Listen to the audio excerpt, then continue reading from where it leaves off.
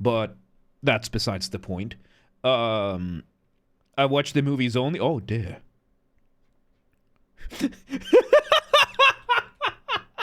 Movies have nothing to do with the games except names. Yeah. I think there's like the overall somewhat similar plot, but you know, no, like I've seen bits and pieces of the movies and never really I didn't want to watch them. They didn't call to me. Like I wasn't interested. I don't know. It felt a little too flashy for me. I don't know. But yeah, no, we now with this, we have completely caught up to Resident Evil. The only game we didn't play of the remakes was Resident Evil 1, which I heard a rumor that there is a remake of the remake of Resident Evil 1 with no tank controls, like just regular, similar to what we saw in Resident Evil 2. If that happens, we're absolutely playing it. First two have bits of the plot from the movies. After that, it's completely different. So it's basically what show did we have that did that? Where they take the start of the original story and then they just run wild. I don't know, but the first four movies were cool zombie movies. I'm pretty sure there are cooler ones, but yeah, nothing like with RE. Yeah, like Resident Evil 2 and 3. You know, the zombies and everything, like really, really cool. Resident Evil 4, all of these really good. Third movie is a full-on apocalypse. 99% of humanity is dead. Okay, so it's basically the what if Umbrella succeeded kind of thing. Don't have much similarities with the games. Yeah, 6, 7 were too much. They made its peak bad game adaptation. Yeah. What other game adaptations have we seen this happen? That they just take the Halo. I haven't even seen this show. I just know the synopsis and no, not at all. I wanted to catch up with a couple of things that Potato has said. Hang on. Let's see. I may not be religious, but I believe in an eye on eye. I think best punishment for saving someone of their body. Autonomy is to use your own. We did the political compass. We've gone into that in detail. Not as much as his face we see, yes. And the third person mode for base game, they make it impossible to see his face. That's awesome. Miranda, again, you can blink. What do you mean? What do you mean by you can blink? Warp. Oh yeah, we can warp away. Yes.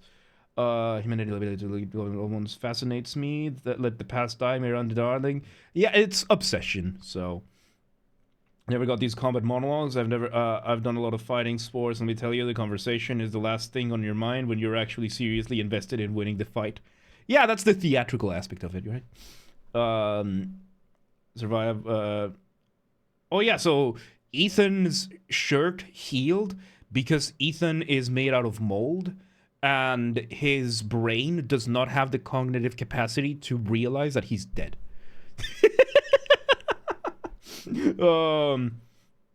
As an orc playing 40k, I want to be offended, but you're right. I want to make an orc army one day. My favorite attribute of the orcs is that they are so dumb their belief can actually influence the game. Like in D&D, where you can just say you did anything. If you roll high enough, it can happen. Yep, absolutely. Let's see. Yeah, I caught up with this. I caught up with this. I've caught up here. I've caught up here. I've caught up here. Let's see. Almost every video game adaptation. Yeah, what video game adaptation has actually been good? Which one has been good? Monster Hunter movies directed by the same guy who made RE movies. Which is all game adaptations. Yep. Mila Jovovich was hot in the old RE movies, so you approve? Shit, I accidentally clicked.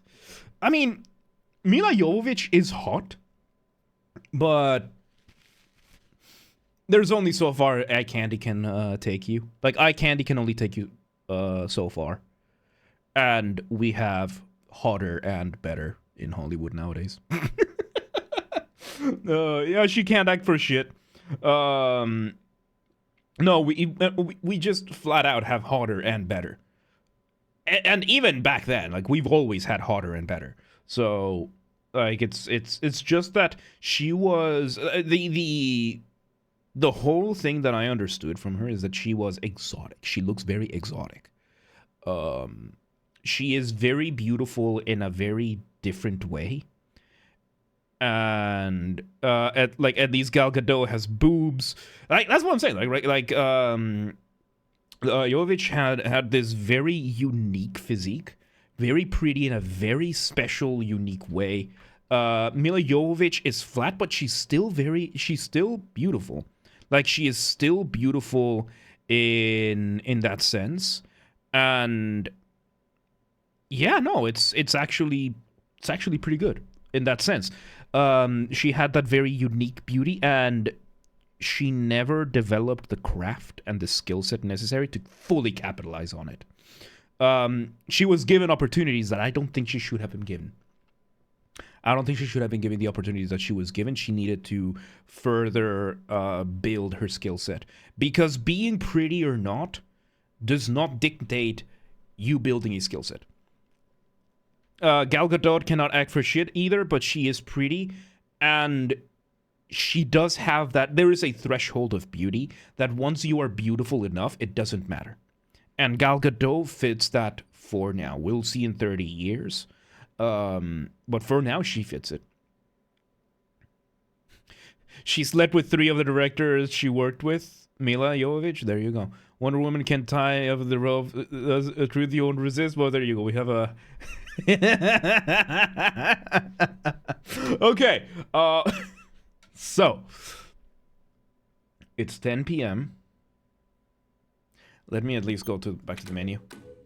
System data save. Shadows of Rose save system. Okay, so that's the end of Shadows of Rose. There is the other DLC, apparently. Mercenaries have additional orders. But I think this is more like an arcade one. Right? Like there's no story here. Just a little bit of arcade, I think, right? Because I don't think I'm interested on this one. Trying to think any good game. I'm trying to think of any good game adaptations as well. At the same time, like I don't. The Mario Brothers movie. No more story, right? Like this is as far as the story goes. No, the Super Mario one with what's his face as Mario, Star-Lord. What's his fucking name? Chris. You know, that was actually okay. It was actually good. Silent Hill is pretty decent. Last of Us adaptation, Arcane, Fallout. I wouldn't call Arcane or Fallout adaptations. Because they are not adaptations of the lore. They are adaptations of the universe in which things happen. Because Arcane doesn't... It's an entirely different world from the world of League of Legends. It uses the characters and it uses a world from League of Legends, and it builds a story, a really good story upon that. It's a video game derivative adaptation. Fallout felt a little too Marvel-y to me. I didn't watch all of it. Like I watched a little bit of it, and I didn't like the tone. But then again, I'm the type that I play Stalker, and I feel like that is Fallout for adults. So, Silent Hill movie I watched when I was really young, scared I couldn't go to the toilet alone for 3 months. I never watched the Silent Hill movies, but then again, I only just played Silent Hill 2 in October. It's been what? October, November, December, January. It's been 4 months since I started playing horror games again. And holy shit, how we played through some gems now. Still an adaptation. Other ones I read movies would not be adaptations either, nor Monster Hunt. Yeah, there you go. Fair enough. Fair enough. That's a fair point. That's a fair point. They still count as adaptations. They still count as adaptations. Fair enough. So yeah, that makes them good. Last of Us. Well, yeah, it's an adaptation, but it's one of those games that is fairly difficult to fuck up the adaptation when half of the game is cutscenes. You know, it's like one of those things that adapting Metal Gear Solid would be relatively fucking easy because half the game is cutscenes. I'm not bashing them. Metal Gear Solid is one of my favorite game series of all time. It's still half of it is cutscenes. You like the Warcraft movie? Thought it was good? I've never been into Warcraft ever, so I didn't bother with it. Twisted Metal was a great adaptation. I don't know what that is. I don't know what that one is, so pardon my ignorance again. Well, yeah, yeah, no, there are some good ones, but for every good one, I think it's like a shit Hydra. For every good one we get like 4 or 5 bad ones, like really bad ones, embarrassingly bad ones. So, yeah. Castlevania got a great adaptation. Like, yeah, I'm pretty sure there are really good out there. Cyberpunk 2077, I know that the anime was so good that people started buying the game. So, there you go. Like, there are adaptations where the adaptation is so good, people are start buying the game to experience it. And then there are adaptations that are so bad that there are people that just start buying the game to experience it. Like, yeah, like there are some good adaptations, but most are shit. Yeah. Yeah, especially once you get to the egos of the writers and directors and producers, because a lot of these adaptations, book adaptations, are famous for this as well. Lord of the Rings, director, I didn't want to put any of my shit. I just wanted to adapt as much of the books as I could, and that was that. But then you get other stuff. Ooh. Nier Automata had an anime, but I haven't watched it. I heard it's good. I have it on my watch list as well. Hang on, Jeppy linked something. Can I? Wait. Okay, so for this, I need to exit the game because the game is taking too many of my resources. But tell you what, let's do a little bit of chatting. Let's chat for a little bit. Let me just exit the game. So for the VOD, for the purposes of the VOD, this is where we end Resident Evil altogether until we either get a remake of Resident Evil 1, a remake of Resident Evil 1 without the tank controls, or we get Resident Evil 9. But holy fuck, altogether, what an experience Resident Evil has been. I somewhat regret not experiencing this sooner, but I am happy that I'm experiencing it now. I am really, really happy that I got to just experience all of this. So, incredible.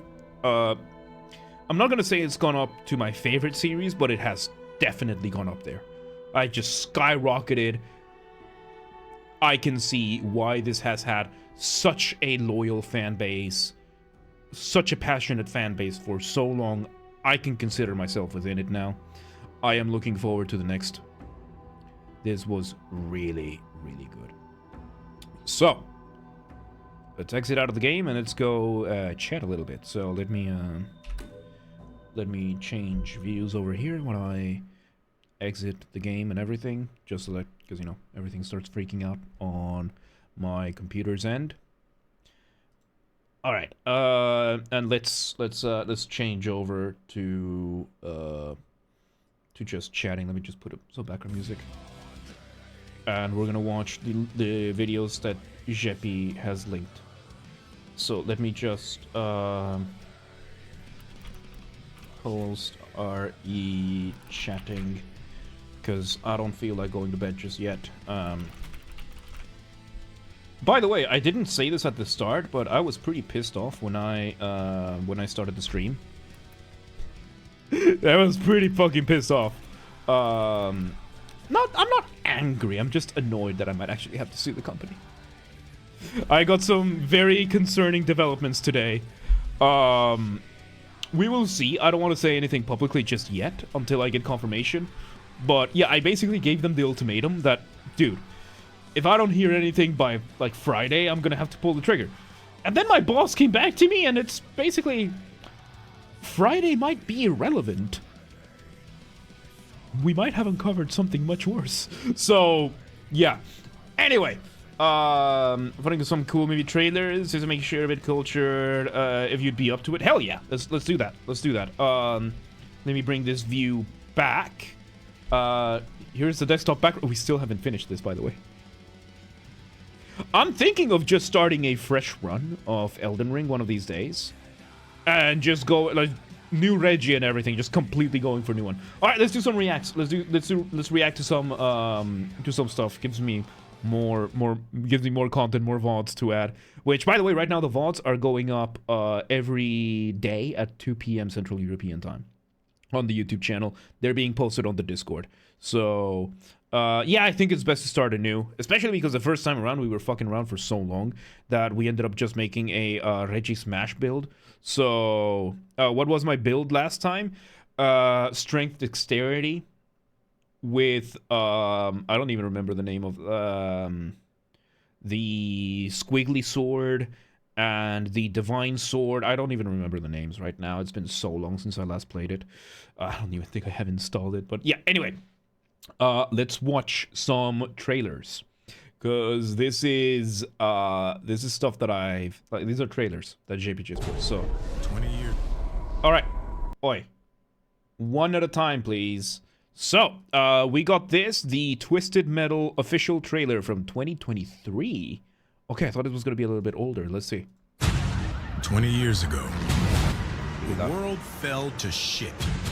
Cities put up walls to protect themselves and threw the criminals out so they could fight over what was left. But there are humble motherfuckers like me delivering cargo from one walled city to another. Okay. That's nice. where the cars and guns come in. Nice. Cars and guns, that's really cool. Really cool stuff. So if I'm here, those are cars and those are guns. Oh, they have a Foot Locker. Oh, son. Okay. Welcome to New San Francisco. What was that? Hang on. What did that say? From the twisted minds behind Deadpool and Zombieland. I haven't seen Zombieland, but I've seen Deadpool. It's really good. Okay. Welcome to New San Francisco. I want to hire you. Pick up a package. Oh! I can make fuck! It happens in San Francisco. Okay. So John, what do you wish for? Toilet paper. 2-ply. I think I can do better. 3-ply? Based on the hit PlayStation game series, I've never played Twisted Metal. I'm gonna have to look what that is. It's rude not to introduce yourself before pulling a gun on someone. Oh, this is rude. If you put the gun down, I'll it drop happens you everywhere. As close as I can to where you're going. I'm making a joke. Quiet. She don't talk. Motherfucker, eat shit. Much. You have no idea what's out east. Even the people trying to bring the law back are dangerous. This is our land. These are our roads. And they're gonna He have looks to like go a through Vegas. stupid, basically you post-apocalyptic. Yeah. John. Hi, everybody. Oh shit, that's Samoa Joe. I've never seen anyone cut off a human head and catch it as good as that.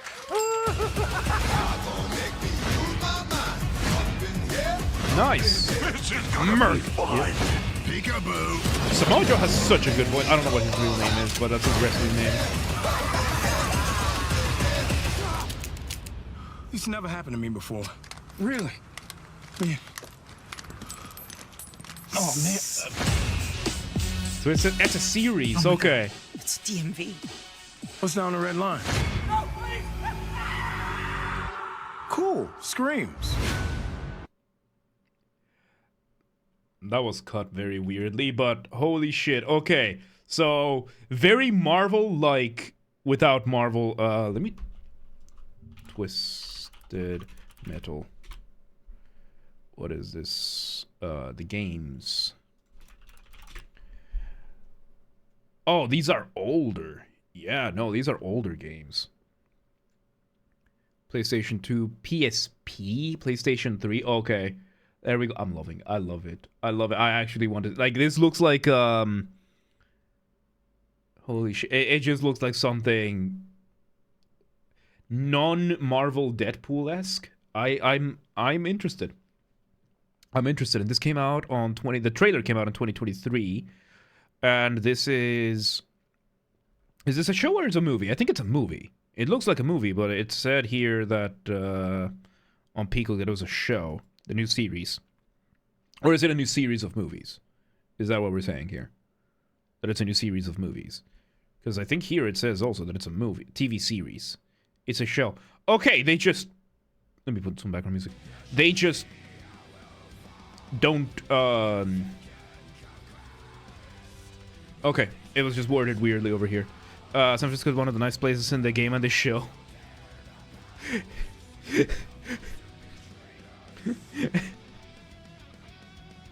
Yeah, fair enough. It's fiction. No, San Francisco has been a very, very cool place. Up until, you know, California started going down a drain. Now it's up in flames, but that's besides the point here. I'm in. I want to watch this. I like the actor. I like the lead actor. This guy, I don't remember his name, but he's in the Hurt Locker, and of course in like half of Marvel's shit nowadays. But he was in Hurt Locker. Hurt Locker's a really good film, dude. Hurt Locker's a really, really good film. San Francisco full with homeless people and shit, and is California, like a good chunk of the big cities in California are riddled with that. The homeless and a drug addiction, crime, you know. Same problem as area in the US, except more visible and more in the open. California has, like, California and New York are the worst examples right now, but these are problems very much prevalent in a lot of the US. Mainly the big cities. The big cities. And in the case of California and New York, direct results of really bad policies. Like, bafflingly bad policies. But that's more of a political argument. I mean, decriminalizing theft under $1,000, effectively decriminalizing, yeah, it's going to result in a fuckload of bad things to happen. When I think of the U.S., I think of California and New York.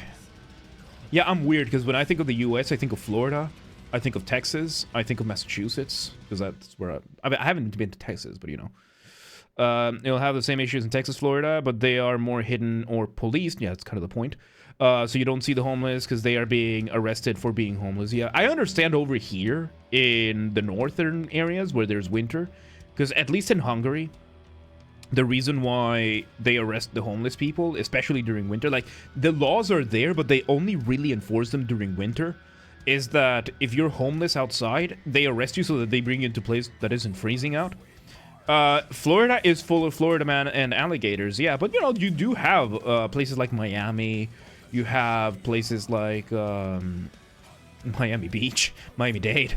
I think Miami is the biggest city in Florida. What other cities are in Florida? Let me just bring up Google Maps. What other big cities do we have in Florida? Because I think Miami is the only really big city, and after that, like, then we have like Orlando. We have Tampa, Orlando, Jacksonville, which aren't that big. They're not that big. Like, for Orlando is pretty decently sized, but it's very spread out. Not that populated. Tampa's not that populated either. Let's see. Orlando population. Less than 500,000 people. Tampa. Less than 500,000 people. Miami. Less than 500,000 people. So the city proper. Shit, I thought Miami was like a big city. Oh. Is it because Miami is split into several... Yeah. Okay, that's why. That's why, because we call it Miami. We call it Miami, but it's... This whole area is several places. Okay. People talk shit about California. California makes up like 16% of the US GDP. Yeah, and California has some of the worst policies out there right now. And we saw it. Like, it's undisputable now. Bad Democrat policies, not bad Democrat policies, bad Gavin Newsom and the mayor's policies have directly resulted in the fires right now not being contained. resulted in a spike of homeless people, resulted in a spike of theft and crime. We don't see that. Of course, we're not going to see it as much in Orlando or Miami. One, population is considerably smaller. Two, they're actually policing this shit. Same GDP as New York and Texas combined. Yup, and we are finding out that GDP is really good. Means fuck all if the city is run incredibly badly. And in the places run incredibly badly. And LA, San Francisco, incredibly badly run for the last like 20 years. Incredibly bad. Incredibly bad. Like embarrassingly bad. Like there's a level of almost malice in this. Like there is the wildfires going out in California right now. Which is better, US or Canada? Which part? Because I tell you, overall, they have pros and cons. Right now, Trudeau just resigned, so Canada's about to. I'm hoping Canada's about to improve. I really hope that that they bring in what's his name, Pierre Poilievre, because the guy is just not a lunatic. Like Trudeau was really pushing it. Toronto is in Canada. Running some time, you get to see a doctor and not have to go into a lifelong debt because of it. Yeah, like the healthcare system in Canada. But then again, Canada has made. So, after a while, you will see the doctor who's gonna offer you euthanasia. I know that that's not the system. Yeah, there's Toronto. We have Quebec. Although Quebec, I think, is the whole province. Yeah, there's Montreal. Oh, there's Quebec City. Okay. Ottawa. There's Winnipeg. And that's in Manitoba, I think. Yeah, we have Calgary. I think Calgary is the capital. Toronto, which I think Toronto is the biggest city in Canada. But yeah, like in terms of healthcare, Canada has more access to it. The United States is where the breakthroughs happen. A lot of the time. Like that's where they have, like you have Harvard, the MIT, these institutes of just pure brain power figuring shit out. And then it's brought to other places. Ooh, video. What do we got here? Yes, we do. We still have to read. I'm just gonna put this whole section as a single VOD. When they release it from Area 52, you mean Area 51? Yeah, no. But yeah, for example, but if we were to compare places, I loved living in Boston, but holy shit, is the city badly run. Now it is. Like 51, Area 51. Yeah. Like a lot of bad policies. Rent is impossible in these places. Because of bad policies. Going back to California though, yeah, no, there's fires raging all over LA, in a lot of places in LA, and the policies of the governor and the mayor. California goes through a lot of droughts, so they have reservoirs, and they were supposed to build reservoirs where they can hold water in case that there's these big fires. California has something called a fire season, that every year they expect fires to happen. Because the winds shift, it's too dry, there's not enough water. So they meant to get reservoirs where they can keep enough water to handle these fires. The reservoirs, they were supposed to build 10 new ones, or a bunch of new ones in the past 10 years. They didn't. And the ones that they had were empty during the fires. And it has resulted in, right now, I think the number is up to like $100 billion in damages. So maybe stuff with the city world of called Area 52 keeping them up? Probably, yeah. Ivy League schools do not offer better education than many other top universities around the world. They rely entirely on prestige because they had good marketing, they got talented students, and then they use that as marketing to get more talented students. They ride on their reputation for the last 20 years. Oh, absolutely. I saw the fall of Harvard. I was there when it happened. And I say Harvard has fallen. Harvard fell in 2017. I think it was 2017, when they decided to start racially segregating their entrance exams, their dormitories, and their graduation ceremonies. That's when I think they fell. Because, yeah, no, you don't racially segregate people, you sick fucks. Like, their master's and PhD programs, I'm pretty sure are still pretty strong, because the friends I have that are still in Harvard have a pretty strong. They've been like that far longer than 2017. 2017 is when it started really spiraling out of control. Like, they've had that. I know they've had that, but it really spiraled out. Like, 2017 is when we found out. I think is when it became public that Harvard, for example, I think they finally reversed it. But if you were Asian, by the virtue of being Asian, you needed to score higher in the tests to get in to qualify as opposed to other people. What does that mean? Segregation is to separate and to place in separate places. For example, segregation between whites and blacks. You put whites on one part, blacks on the other. That was a huge thing in the US for a very long time. And it just means you racially separate people physically. You put them in physical different locations. You give them access to different facilities and stuff like that. You know, whites only, blacks only. Get the fuck out of my channel. Husbands, get the fuck out of my channel. I don't care about your fucking scams. PhD programs rely on having talented people. It's not really about what school you are at. The PhD program heavily reliant on people who are the program. Yeah, and they've been spiraling downwards a lot. And I saw how bad it got. I got to see it in person, how bad it got. Like, I think one of the biggest drivers of these Ivy League schools and why they've lost so much credibility was that these places are being run primarily by hubris. Entirely hubris. Like, the snobbishness of some of these people for nothing else other than the fact that they were attending Harvard. And some of these did not know the first thing about anything in this world. So, you know, 100K to study in the uni in the US was... No. You need far more than that. I basically won the lottery. I don't know how the fuck we managed to pay it, but we got to pay my uni without debt. And it was entirely a blessing.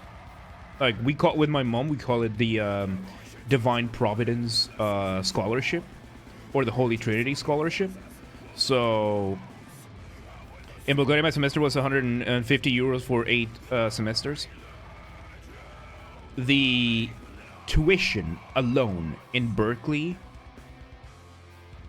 averaged for... I went for 5 years, because I was in and out for a couple of years, but I went for 5 years. That's 10 semesters that I had to do. On average, my mom is the one who really paid for it. I was the one who did the payments. She's the one who had the money. It was about, on average, I think at the end, around $19,000 a semester. Just on tuition. Plus books. Plus living. Like, living in Boston was really expensive. I still have no fucking clue how we afforded any of it. We didn't go into debt. My mom didn't go into debt. I didn't go into debt. Yeah, it was about... Yeah, it was, because in total, we paid about $250,000 for the whole degree. This is really expensive. It's insanely expensive. Plus living. Plus living expenses. Average tuition cost to you is $30K for a state school if you study in state, $105K in a state school out of state, $250K in a non-state school. School, yeah. Averages just for tuition, yeah. And that is the result of a system of student loans that has gotten of student loans and subsidies that has gotten way out of control. Most schools you are not allowed to work while in uni, especially if you're a foreigner. Like, I took student jobs. I took a student job for a couple of years as in the radio station, and there were rules. I was not allowed to get paid for more than 20 hours of work because it had to be less than part-time. I was not allowed to earn more than minimum wage, which in Boston was $12 an hour, so I was making $11.50 an hour. More than I'm making right now in my full-time job, by the way, because I'm in Hungary. And it had to be at the school. I could not work anywhere else. Berklee College of Music is a little bit different, though, because they do have a lot of flexibility, because they understand how unpredictable life is. So, do you actually get good education opportunities? Because in Bulgaria, it's cheap. You get, but you're on your own once you graduate. I can't speak for other unis, but Berklee College of Music that I went to, I know that it has changed since I left. Incredible. There was one class out of, other than the fact that I learned the skill set on how to compose music, how to engrave music, how to write music, how to write what you're hearing in the background. There was one class called the Professional Development Seminar, and it baffles me still that most other universities in the Boston area, including Harvard, including the MIT, including Northeastern universities, do not have. And what this thing did, what this class was teaching you how to make a resume, a CV, how to write cover letters, how to conduct interviews on both sides, how to make a website, how to sell yourself, how to get a job. On top of that, Berklee has a network that you can use. I stopped using it because I hate academia now, but that's besides the point. But if you were at Berklee and you were in, not my department, but in some of the other departments, they would put you in touch with their contacts in New York. They would put you in touch with their contacts in LA or in Nashville, Tennessee.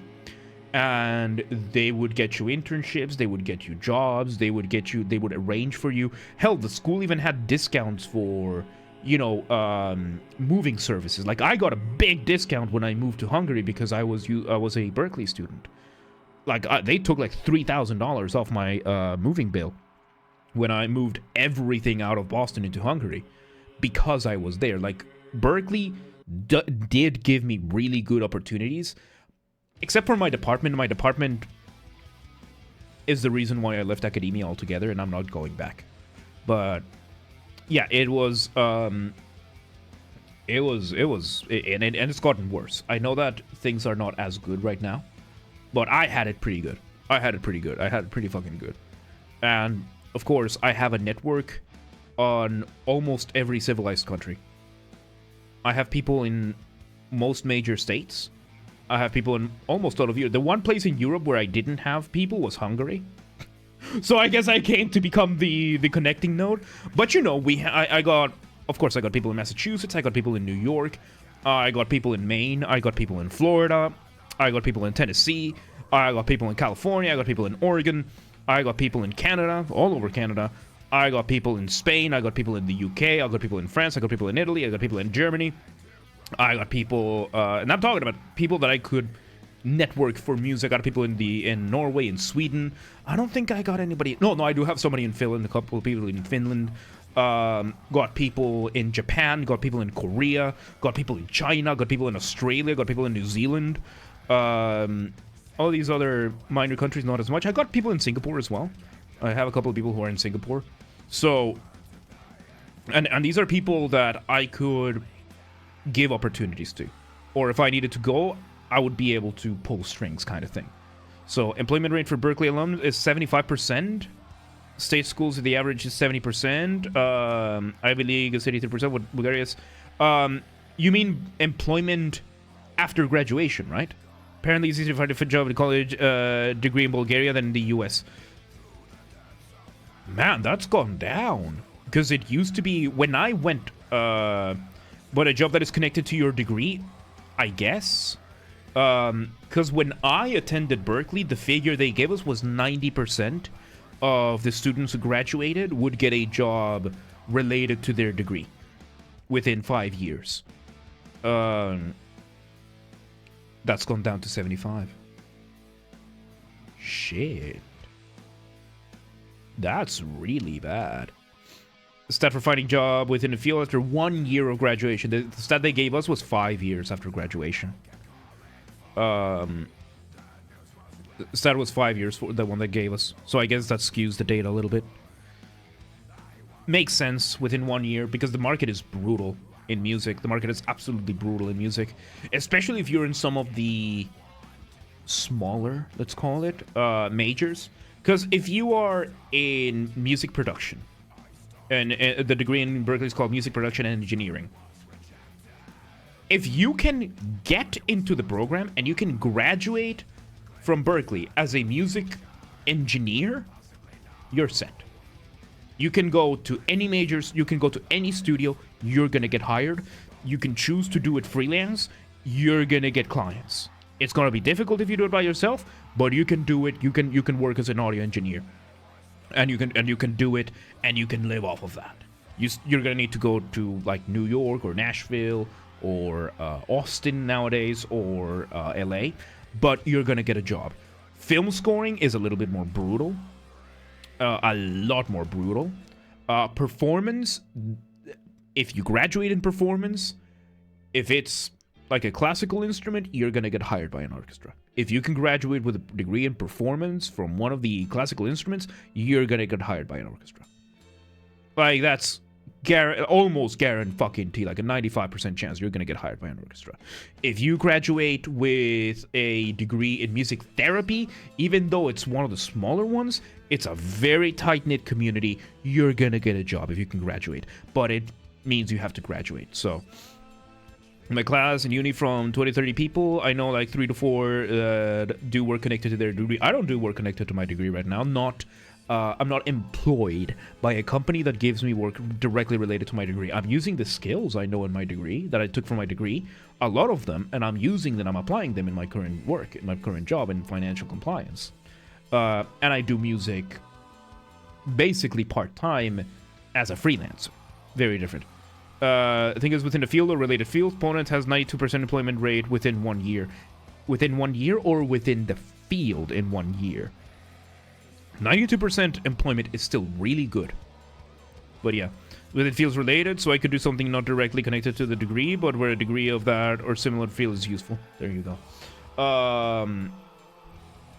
So yeah, in Berkeley, it going down to 75% is really bad. It probably has a lot to do with some of the core classes that got replaced. Because some of the core classes, like you have to take, in Berkeley, you have to take first 2 years as core curriculum, which is the basics of music, and then it's major. You do the last 2 years as your major. Unless you decide pretty early and you test out of a bunch of stuff. First 2 years is core curriculum, second 2 years is major, unless you do a dual major, in which case it's 3 more years. And when I left in 2018, they changed the policy for a bunch of the classes, and a bunch of really important music classes that you had to take, like harmony related music, sight reading classes, performance classes, got replaced by diversity classes. And we're talking the most obnoxious. This is before DEI was even an acronym kind of classes. We're talking they made mandatory to take the African diaspora, to take what was it, gay, queer, and trans culture, instead of some of the core music classes like Harmony 4, Advanced Harmony, or I think Counterpoint. They got rid of one of the Counterpoint classes, which is incredibly important if you want to do music, stuff like that. I degree in software engineering, and I'm in IT, but now the first 2 years I was doing a job that was not because of my degree. I used things from it, but I was not employed as an engineer. I think something like that. But yeah, no, I can see how the number would have fallen even within a year. Like 75% within a year is still, but another stat from Berkeley is 90%, but it takes into account self-employment without being main source of income, and it hasn't changed much since 2016 when they started gathering the data. That is their own data. Okay. Yeah, so I can imagine the numbers they were spouting, because I started in 2013. So the numbers they were spouting us were likely just estimates, guesstimates, I would say, from marketing, probably. I don't know. Point is, it has gone down in all of the colleges. And then there's the job epidemic that the United States has, where there isn't fucking any. Like, getting a job in the US is ridiculous. Like, when I left, I could have left where I could have, had I been able to stay, had my visa worked out, I would be working at MIT right now. I would have gotten a job at their library of music. My visa didn't work out, so I left. But to get to the point that I even got an interview, it was insane how difficult it was. They would present the more inspiring, not really realistic number on their website. Yeah, no, it wasn't even on their website. This was like, as we were being toured the facilities, it wasn't even on the website. Because Berkeley, I think up until 2016, they relied on their prestige alone. Employment rate of the college has been steadily going down at every college that keeps track since 1998. Yeah, and there are so many factors. And yeah, without a doubt, so many factors that go into it. And the exploitative nature of college is one of them. It's a really bad business model. It's a really bad business. Especially with the student loans and everything, it's bound to collapse. It's bound to collapse, and it's going to be really bad when it does. Really, really bad, because a lot of people are abandoning college altogether in the US. A lot of people are going for trade school instead. So, I think it's necessarily work in DEI, it's just the job market. Like, the DEI stuff is an aggravating factor for the colleges.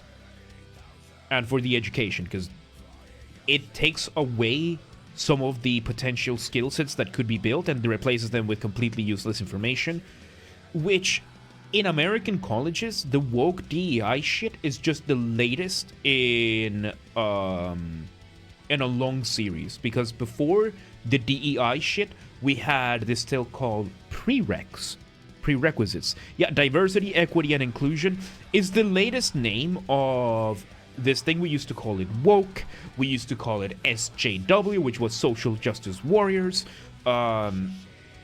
It's this preachy, it's wokeness. Yeah, it's the current name of wokeness. I knew it as social justice. That's how I see it. It's mostly gotten its bad name from activists that I think Asmongold gave you the best term. It's performative empathy. You don't mean shit that you say.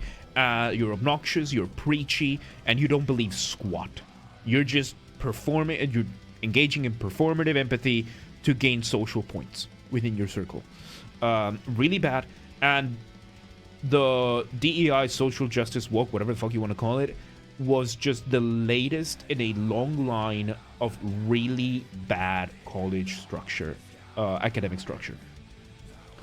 I don't know why they keep stuffing it in our face, because they're activists. It's activist zealotry. That there are tenets of these things, of equality and diversity and inclusion, that are good, that are objectively a good thing to have. And the problem, it's annoying because it's rooted in real issues that exist that need to be talked about, but it is handled so badly by so many people, by the performative empaths activists. It's handled by activists. The employment rate of college is dropping because bachelor's degree used to be a prestigious accomplishment, and now it is viewed as the default. They've watered down the value increasing degrees given beyond the growth of jobs that require it. That is a factor. That's a big factor. That's a big factor, Potato. Thank you for contributing to that. Big factor. Absolutely. I wouldn't say it's the biggest factor or the only factor, but it is one of the biggest factors. Yes. The social value of a bachelor's degree has decreased. The academic value of a bachelor's degree has really gone down with all the, and as I was saying, my point is, it wasn't wokeness that killed it. Wokeness was what finished it off. What truly showed prerequisites being such a absurd idea. Prerequisite classes were like, okay, so I started my degree and I was going for music composition, film scoring majors, and a video game scoring minor. To get into Film Scoring 101, Introduction to Film Scoring, I needed prerequisite classes. Some of them made sense. I needed to get Harmony 2, I needed to get Arranging 1, I needed to get Counterpoint 1, and I needed to get a liberal arts class in science or culture. Problem is, the available classes, which I wanted, one of them was calculus. I wanted calculus. Because, you know, you go for the audio engineering part. But for calculus, you needed to take Algebra 1 and 2, or test out of them, plus a culture class in liberal arts. And a culture class is like Celtic and Irish culture, film and music, gay, queer, trans culture, African diaspora. And if you don't take these classes, which are one full semester each, you can't start your major. And mine was the less egregious one. I started it before they removed some of the prerequisites being, you know, harmony, arranging, composition techniques, all this kind of stuff, and replacing it with some of the more ideological classes. So, I know everyone look at me as a failure.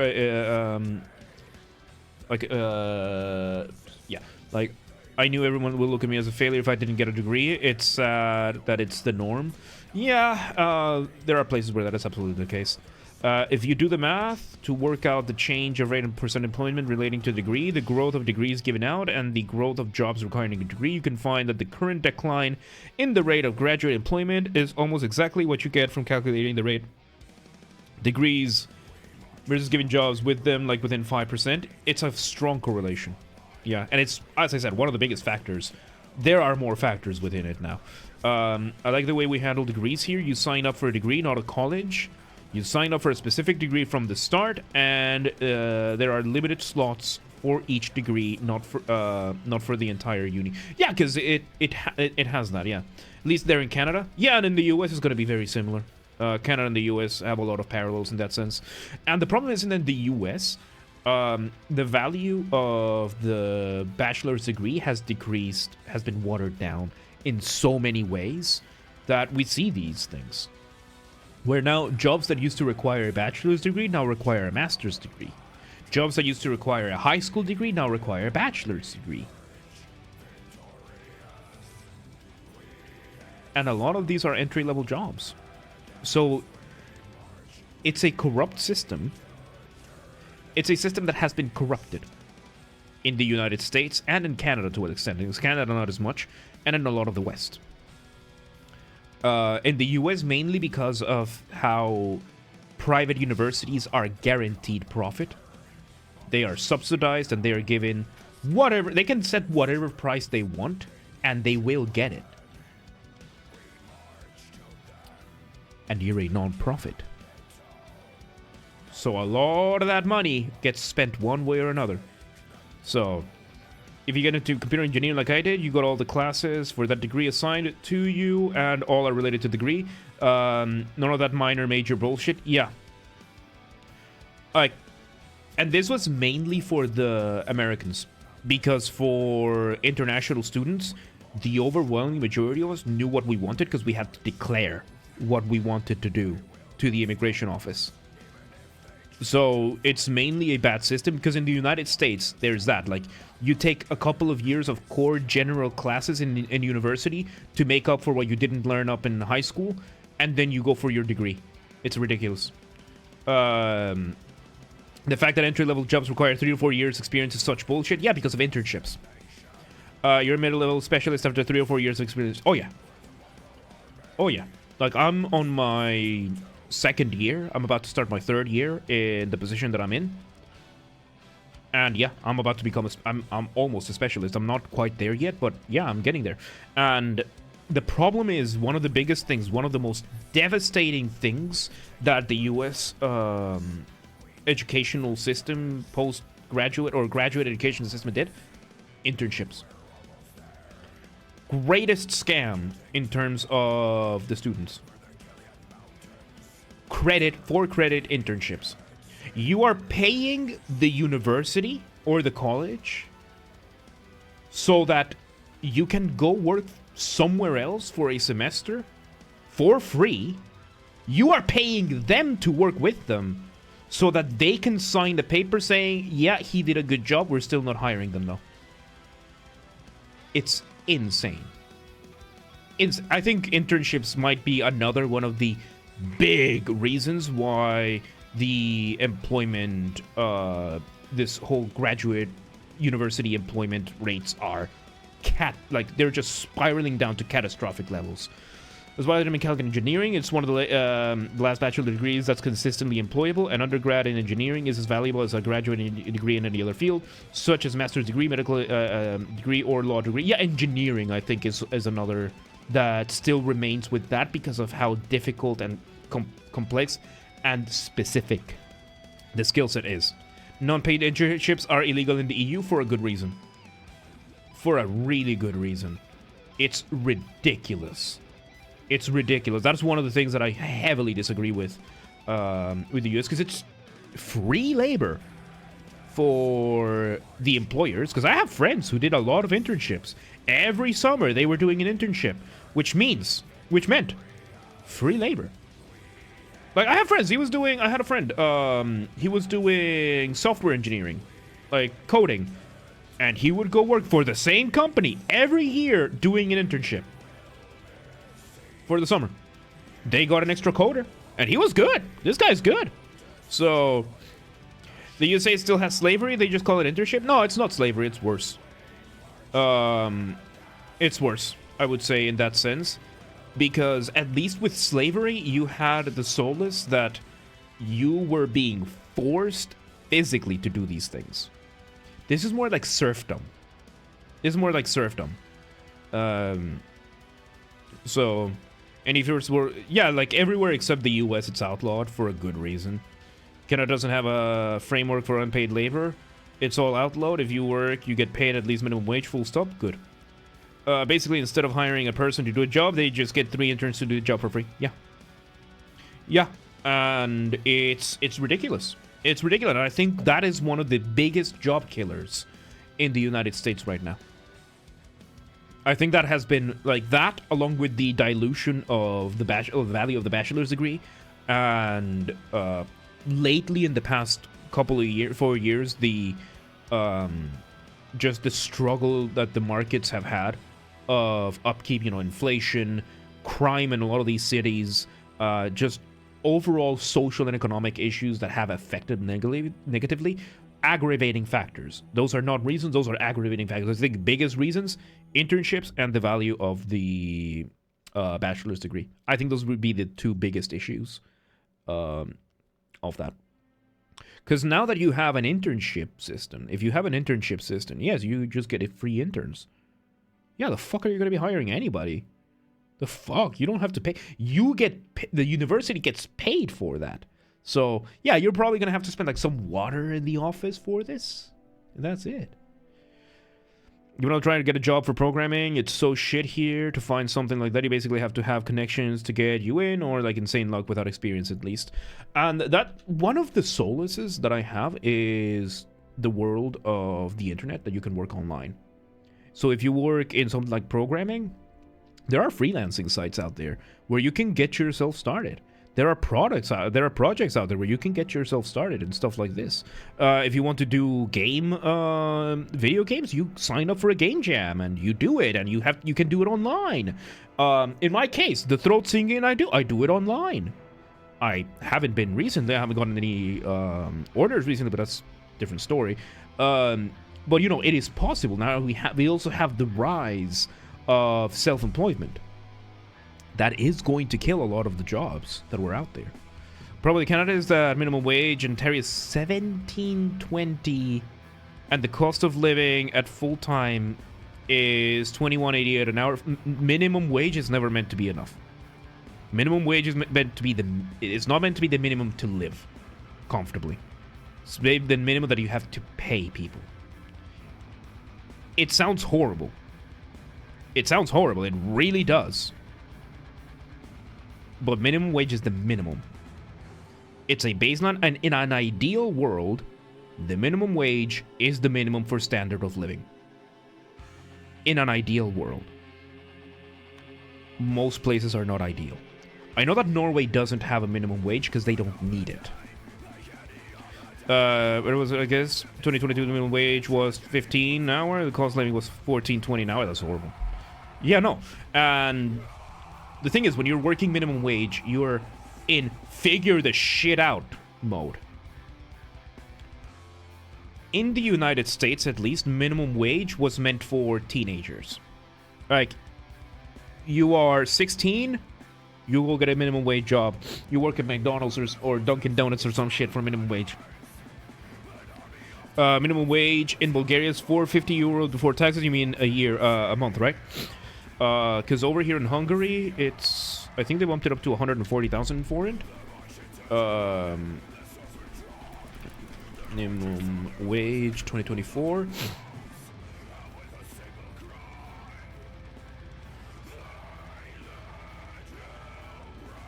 Shit, 266?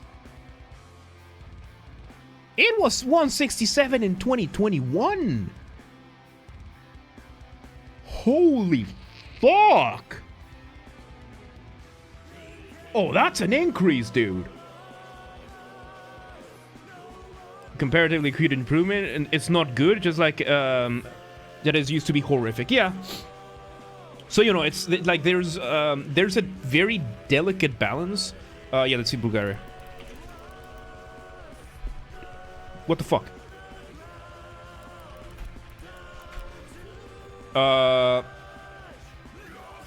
Yep, about 550. I guess this would be before taxes. Minimum hourly rate is €3.30 an hour in Bulgaria. So yeah, in Hungary it's 266,400 a month, which let's go to US dollar. No, let's put it euro.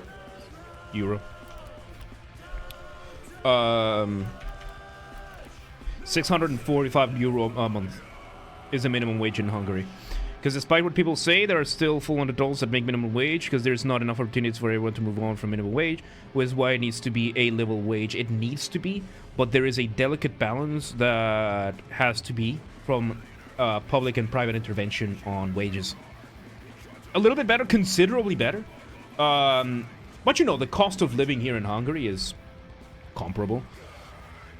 So yeah, ideally, but then you have issues, like for example, the problem is that if you push minimum wage too aggressively, you get California, you get New York, where the jobs just don't keep up, and now we have automation, where automation becomes cheaper. There's a very delicate, you need to be able, 5 years ago it was 700 leva, I think, BGN, there you go. So like 350 euros, so it hasn't gone up by it has gone. And this is likely before taxes. I don't know what the tax rate is in Bulgaria, but there you go. And what I was saying, right? We saw this in California. They raised the minimum wage. And I remember when I was in Boston, the whole thing was we have to raise the federal minimum wage to 15 an hour. So California raised it to 15 an hour. And what happened? A fuckload of people got fired from their job and they got replaced by kiosks. The market needs to be able to adjust to the minimum wage. It has to be something that happens gradually, and it's incredibly difficult to implement. If you're a country that has enough money and goods, like let's say you're Switzerland, Yeah, adjusting minimum wage is not going to be that difficult. But you get like 850 leva after taxes. Yeah, in Hungary, the taxation is insane. Because I think this is the gross, and this is the net that you can get for minimum wage. So yeah, really need is for the cost of living to be lower, which is not the case because everyone wants to make money off of you. The rent's going up badly, the value of the house is going up uncontrollably, the groceries are going up insanely. Like that's inflation, right? And again, it's interfering with a market like that is very tricky.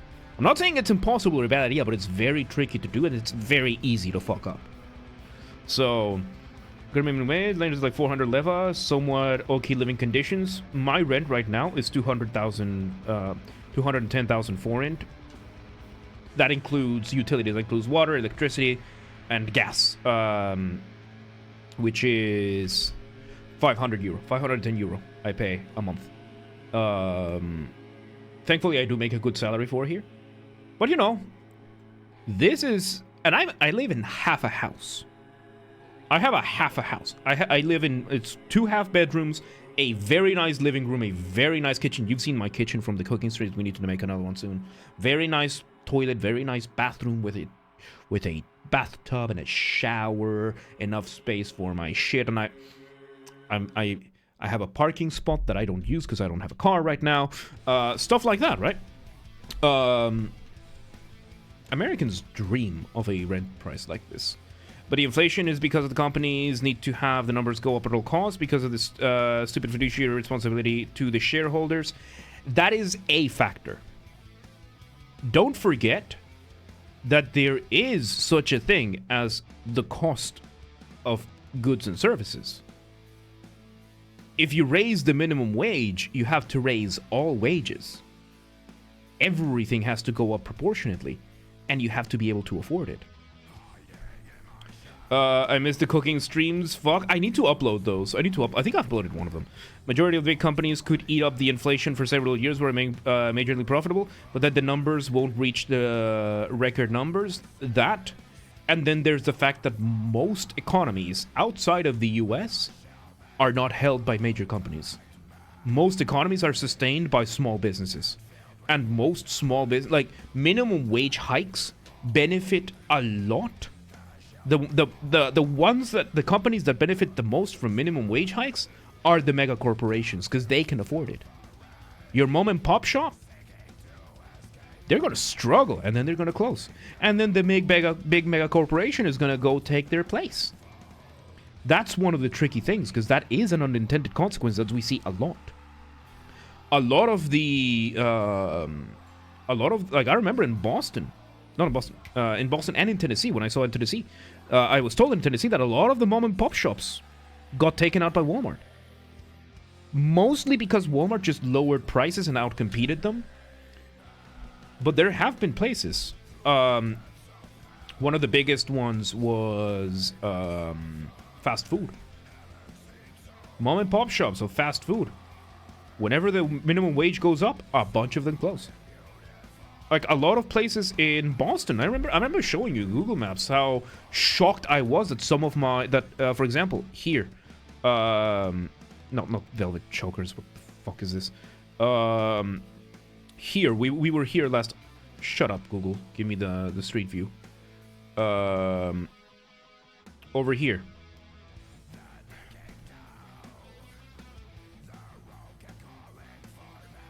A moving truck on the picture. This over here. This used to be Teriyaki House. Now it's Tori Japan, which is a chain. I hope to God that the owners of Teriyaki House made Tori Japan. Otherwise, Teriyaki House had to sell to Tori Japan. The Pru, dude. Yeah, the Pru. But what else can you do except raise the minimum wage if wages don't increase on par with the inflation without it? It is a vicious cycle, yes, but it could have been halted by major goods suppliers, which is basically all big corporates, but they want more money too. You are placing this entirely on greed. Don't forget that some of this is policy. And that's where I tell you the balance comes. There's a balance to be had. Too much government intervention and things spiral out of control. Too little government intervention and things spiral out of control. There's a very delicate balance to have in these senses. Inflation is not just caused by the greed of the companies. Like, at a certain point, there is a reality of the cost versus everything. And yes, the fiduciary responsibility plays a role in this. But in the last 4 years, what we've seen is inflation just eating up at everything. What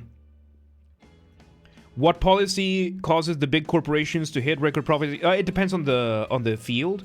For example, big pharma, for pharmaceuticals, you can't get sued for damages if your medication, particularly the vaccines, if your vaccines cause adverse effects, you can't get sued or held accountable for it in any way. So they can forego a lot of the safety tests nowadays. They can just push out whatever the fuck they want. If we're talking hospitals and medicine, you are gonna get paid whatever you want, and you're gonna get paid by this. Not the case in most of Europe. No, absolutely not. Absolutely not. And inflation in Europe hasn't. I mean, Hungary had it horrible, and a lot of the times it has been a supply and demand issue. It hasn't just been the greed of the mega corporations. In Europe, a good chunk of the inflation we saw was the cutting of the supply of wheat that was Ukraine. The cutting of the petroleum of one of the petroleum supplies that was Canada. The cutting of the petroleum supplies that was of gas that was Russia. That drives up everything. Energy, the cost of energy goes up, and if the cost of energy goes up, everything else goes up. And the problem is bringing it back down is going to be incredibly difficult. Can be discourages one is too tired from working all the time. There you go. Canada doesn't have big pharma. We have big grocery. Can't remember the stats and too lazy to look into. Fair enough. Right now, but now it's something like 90% of our grocery stores are owned by 2 companies. That's a duopoly, yeah. They have a non-completed agreement. It's led to some massive price-fixing schemes. They just get away because they are the only option. Monopolies, duopolies, triopolies even. Yeah, no, and they likely engaged in the Walmart tactic. They came into a neighborhood, outpriced everyone, every single mom and pop shop, and then just fucked off. Cost of living is astronomically high in major cities, in America at least, yeah, and a lot of it is the scarcity of the resources. And and here we can absolutely contribute greed. Because everything in the cities... I remember in Boston. Why is rent so high in Boston? Because so many foreign students will pay it. You're gonna get rich Chinese kids that are just gonna pay $3,000 a month for a luxury one-bedroom apartment. Now, I was one of those. At the end of my stay in Boston, I was paying $1,750 a month. I consider that expensive as fuck. I was in a one-bedroom apartment. Here's my counterpoint. The cost of gas went up 20-30% in 2022. It went back down before invasion prices in 2023. The inflation stayed. None of the companies lowered the prices. They did another round of increases. Yeah. As I said, bringing it back down, extraordinarily difficult. Because a lot of the companies are gonna have a lot of their bullshit. Like, it's gonna a good chunk of it is gonna be their bullshit. Don't get me wrong. I'm not fully disagreeing with you here. I'm saying that what you are mentioning is not the only is not the biggest factor. So, is stream buffering for you or anyone else? Hopefully not. Hopefully just you, because we're criticizing Canada. If I drive 20 minutes to a nearby dairy farm, I can get a pound of butter for just under $5. If I go to a grocery store, they'll be between $9.50 and $11.50. When you buy meat at a grocery store, the weight includes the weight of the package, and still almost 70% the price increase compared to... Holy shit, that's way too much, man. Let me go to Spar. It's like they're like one of the better priced ones, kind of, oh, fuck off. Fuck you. Take me to Spar. Mintish. Online shop. So let's look at butter. A lot of my Korean friends lived in the greenhouse apartment. Yeah, I had a couple of friends in the greenhouse apartments. The Peru itself, the only benefit of being back in my dad's house is no rent, but everything is still expensive. Yeah, and thankfully you have no rent because everything else is... Okay, how much would you need to pay for budget butter over here? So... Jesus, Magyar is expensive now. The one I get is S budget. 1,000 now for 250? Okay, how many? Okay, so 0.45. So 2 of these is 2,300. 2,300 forint for a pound of butter. 558 euro, which is like $6. $6 or $7 for a pound of butter. That's expensive. That's expensive. Shit. I, however, would gladly be a work slave and live in the convenience of the city, though. I dislike being forced to drive everywhere. That's one of the downsides of the suburban lifestyle. Not everybody is built like me, that I just lock myself in the house and work from home, and yeah. And demand, but greed is also a major factor. Yeah, we're not disagreeing there. Say supply and demand is probably 30%, because greed is 40%, while the other factors as well. Reason I place it like that is because the inflation is still present, big enough to bother even the cost of production. Yeah, I think right now we're not disagreeing that they are factors. I think we're just disagreeing in the proportion. Because I would put supply and demand and the remnants, because, you know, supply chain takes forever to catch up in prices. I would put it like 40, greed 30, 35, and then the rest policy, social, other economic factors as the rest. So yeah, the grocery stores that are independent and not owned by the duopoly, they have to keep their prices as high as the other stores, or else the other stores in the area that are owned by the duopoly will temporarily aggressively reduce prices to a point of actual profit loss that is only sustainable for a giant conglomerate until the independent stores goes out of business, and then they hike the prices. That's the Walmart. That is the Walmart tactic. When I went to Tennessee, that is exactly what they told me Walmart would do. Like, word for word almost. Walmart would just fuck you over like that. Completely. And they destroyed a chunk of the mom and pop businesses that way. And there's just Walmart left. So yeah, butter over here is expensive, in general, but there's also margarine, because this is, in Europe there is a difference between pure butter and margarine. 'Tis the ecosystem, yeah. Over here, like, there are several types of butter that you can get. Depending... Okay, so this is 529. It's going to be out of the same, yeah. For 1 kilogram, this 2.5 pounds, 4,000... so it's going to be like... Oh, shit.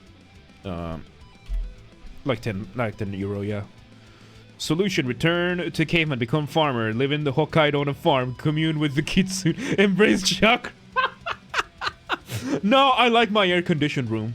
Well, this room doesn't have air conditioning, the living room does, and, you know, it just bleeds everything else into here.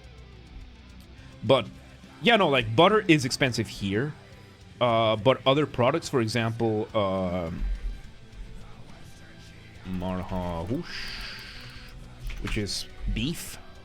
Marhalapsar, this is, oh, Marhalapsar! Fucking,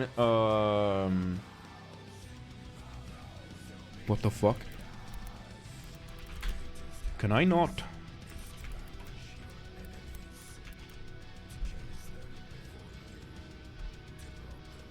Not Spanish, you fucking prick. Beef shit? No. Oh, yeah. I need the, Fuck you. Fuck off. Marhalapsar. Shank. There you go. Shank. Beef shank is, €11 the 2.5 pounds. So that's like $6 a pound for the shank. So you can live rent free in the countryside, man. I'll be real with you. Walmart is the last vestige of affordable food in my city. Oh, Jesus Christ. They're big enough that they can undercut the conglomerates and outlast them in price drop wars, so they actually keep their price mostly fair, because the one thing that they have is keeping people willing to drop. That is... holy fuck. My city specifically more... That is... What kind of hellhole twisted place are you in where Walmart, the ones that came up with the Walmart model, are the ones on the other end of the Walmart model? Holy shit, do not let me go to Canada. What the fuck, dude? We were just checking food. We live in a society. Yeah. What's other product that is like super expensive in the Americas right now? I just want to check in Spar, because this is the grocery. This is one of the biggest grocery stores over here that isn't British. Drive the 35 minutes each way to go to Walmart because it's so much cheaper than the Loblaws that is 3-minute drive. I love that for you 35 minutes is a compromise, and then I remember living in like being in Florida where you drive 20 minutes just to leave the hotel resort.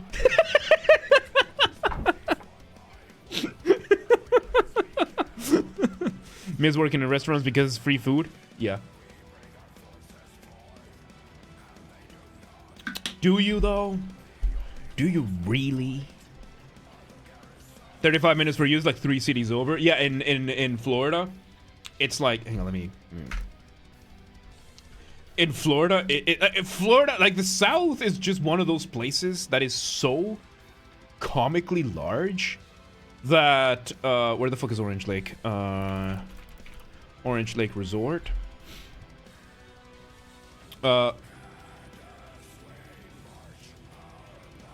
Here. Holy fuck, dude. Just give me the one place I looked for. Okay. So this is the Orange Lake. I love this place. So you come in here. It's like a 5-minute drive from the highway, from the main road, just to get to the fucking, where the fuck is it? Okay, here's the resort. No, it's Orange Lake Golf. Oh, yeah, here it is. So, you arrive at Orange Lake. Here's the road in. And it's like a 5-minute drive just to get to the lobby. Mostly is the speed limit, though. But, yeah, that's Orange Lake. It's ridiculously large. It's that's the first thing that came into mind. Ridiculous how far everything is in North America. Much more prefer Europe. South of North America. The South. And suburbia. Because then you have places like Boston. Which Boston... One of the key things about Boston is that functionally is a lot like Budapest. A lot like Budapest. You can bicycle, you can bike everywhere. There's public transportation. Flawed as the Green Line is, there's public transportation when it knows exactly what I'm talking about. That's pretty. I love the public transport that I take from here. I'm not going to dox myself, right? So we're not going to look at that. But yeah, no. I lived in Alston. Everyone lived in Alston, dude. I was one of the very few people that didn't live in Alston. So here's Brighton. Where the fuck is Alston? Where the fuck is that? This is Brighton. Alston's supposed to be like right here, right? Like over here. Yeah, here's Arlington Street. Alston, Brighton. It's supposed to be this area over here, right? So, in the summer, I would often could bike from Alston to Southie, downtown Boston to Cambridge, North End, all within a reasonable time. Yeah, I remember. Like, I used to just walk from my house to Berkeley. It was 2 kilometers. Alston, Brighton, the same thing. Yeah, same shit. I think Alston is just the colloquial name nowadays. They might have changed some of these names, but yeah, Biking was unironically quicker than the metro, depending on where you lived, but yeah. Like, I lived in, my entire life in Boston. I lived on not on Boylston, on Huntington Avenue. Like, I was first in, I always lived, in Brigham Circle, was when I lived the most. This is, Mission Hill. Mission Hill and then Jamaica Plain, right here, like at the border of Jamaica Plain. So, yeah, I lived here for most of, like, this area over here, this circle, shit. If I take a, if you look at this circle over here is where I lived the entirety of my time in Boston. Namely, where the fuck's my mouse? Namely here, around here, and around, like, here. Like, those were the three spots I lived in. Huntington is peak location. It really was. I really loved it. I really loved living there. Rent was pricey, but it was good. But I could bike to work no matter the season. Know that I should bike in the winter of a blizzard. Yeah. But it spoiled me. That at New York City, I really didn't like New York when I went there. After living in LA, I could never understand how people willingly drive 3 hours upwards one way minimum wage because they had to. Yeah. Yeah, it's insane. Oh, Toronto is the worst. Toronto is potentially a 24-hour drive from Toronto using construction season. If you're driving for the furthest two diagonal points, oh, Jesus Christ. Yeah, no, in Florida, yeah, so yeah, you go to a place like Boston where the city layout itself, not the best, but public transportation is good. Like, you can get anywhere, you can walk places. It's built for students in mind, so you're not supposed to do this. New York City has that to an extent. The problem is that it's New York. And then you have the South. You have the South.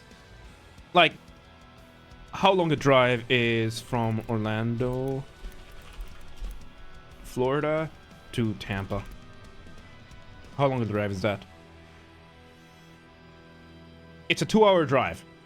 It's a 1 hour 45 minutes, so 2 hours with some of the traffic. You need a car in the South. You absolutely do. We made the mistake with my ex-wife of going on our honeymoon without a car. We used Uber. Fuck, dude. Because I don't have a driver's license, because I haven't renewed my driver's license since I left Guatemala in 2012. So, in 2013. So I really need one. I convinced the car company, set it up so you are forced to have a card of disparage. I would say it's a perfectly exploited crisis. Because a lot of these cities were not planned. And were not planned properly. And there's just so much space. There's just so much space, dude. There's just so much space. And that's it. That's simply it. So... Oh shit, we got ads. So yeah, that's one of those things, right? Like 2 hours and you are the next city over. I think, well, I mean, it's Lakeland. But yeah, Florida is massive. Like, you want to drive 2 hours in Europe? 2 hours takes you from Budapest to Vienna. Oh, sorry, 2 hours 40 minutes. For the car company is lobbied to the current state of transportation in the U.S. As I said, because it's these companies don't just make up these things. There was a situation that allowed for them to do this. It was an opportunity that they saw, a crisis that they saw. So yeah, no, I don't think there's any doubt that the car companies ended up lobbying for it. Like, I don't think that's entirely how it might have started, but it's definitely how it ended. The more west you go, the more atrociously far everything is, yeah. And then you have California. Then you have, like, not even the more west, the more outside of New England that you go, everything is far. Everything is insanely far. Like, you have the bigger cities that you have to be able to do these things, but after that, New England is the Holy Land. New England is Outer Haven. There you go. Outer Heaven. Yeah, no, it's insane. It's insane. Like, I remember going to Rhode Island, to Providence, once. Because that's where the Guatemalan consulate is. Insane. Maryland is the place the sun doesn't touch. It is kind of all there, all there. Yeah, there was the northernmost of the 13 colonies. You know? Somehow still not as north as Greenland. Somehow. Like, the fact that people live in Greenland is insane, dude. Same with Iceland and, like, Svalbard. The fact that there's people there is insane to me. Until the 1560s, US had a functioning railway and buses system with public transportation cities, but they dismantled it over the course of 2 decades because of the car lobbies. Yeah, and I think they ended up convincing the culture that trains are for cargo, not for people. So yeah. Why anyone would choose Greenland as their spawn point? Choose it as their spawn point. No! Why anyone would choose to go live in... Like, if you are born in Greenland, fine. If you choose to live in Greenland, my respect, dude, because holy fuck. Where even is the... Because, yeah, we have Reykjavik here in Iceland, which... Small city and everything, it's very cute and everything. What the fuck is the airport in Greenland?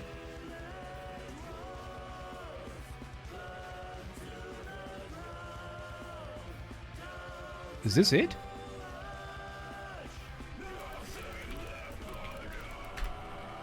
It's Nuuk. Holy fuck. Why the fuck is your capital so far up north?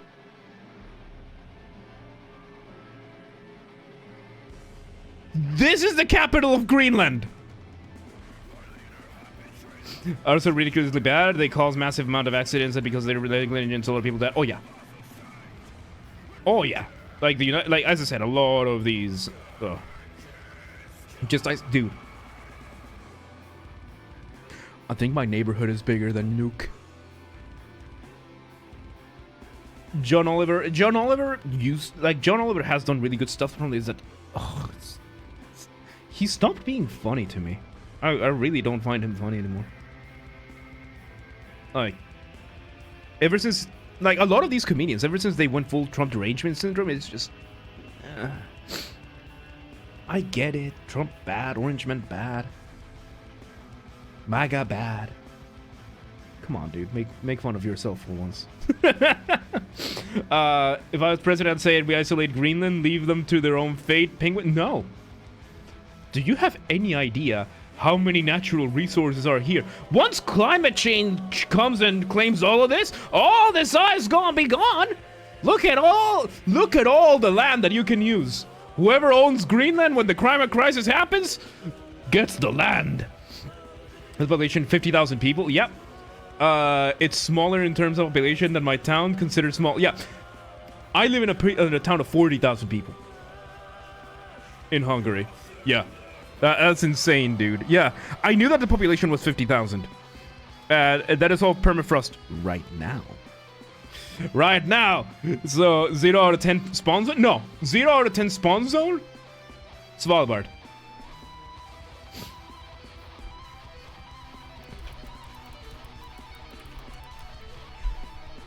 $2,504 people as of the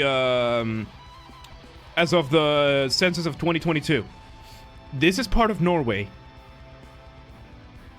Here's the airport. Here's the Svalbard Museum. Here's a couple of hotels. Hang on, I want to see the satellite view.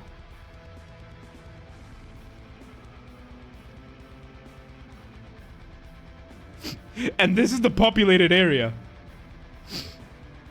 Where the hell is Svalbard? Okay, let me go back to this view. Here's Norway. Here's Norway. Frozen hellhole that the Vikings couldn't wait to leave over and over again, along with Denmark. Frozen hellhole. We go considerably north to the North Pole, damn near the very, very tippy top. And here we got Svalbard. Like, I think it's because they saw, okay, Iceland is a thing, Denmark has Greenland, Sweden has like all the fucking islands over here, Finland has Russia. What the fuck we get? Okay, fine, let's get Svalbard. People willingly live in Svalbard, yeah! Like, I want to visit this place, dude. I want to visit this place once, at least once in my life. I need to see what the fuck is going on here. This is insane. We saw the, here we go. What, Longyearbyen. You can access Svalbard most of the year by boat. Yeah, that's why they have an airport. Like, there's this Svalbard church. There's, like, this is what? Maybe 600 people live here? Maybe at best? Like, you have this lovely neighborhood over here. Do we have a Google Street View? Oh my god, we have Google Street View.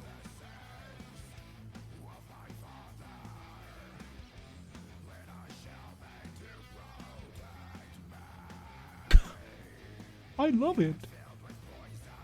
You have to fly there, yeah. Bro, my friend Chris volunteered to be stationed at CFB Alert in Canada. Just use maps and take a look where CFB Alert is. Okay, and I need to go to sleep soon. It's 11:30. What do? They work at the pier over here, or at the airport over here. This doesn't look half bad. Or at the other pier over here, or at the brewery over here, or at the energy company, or at the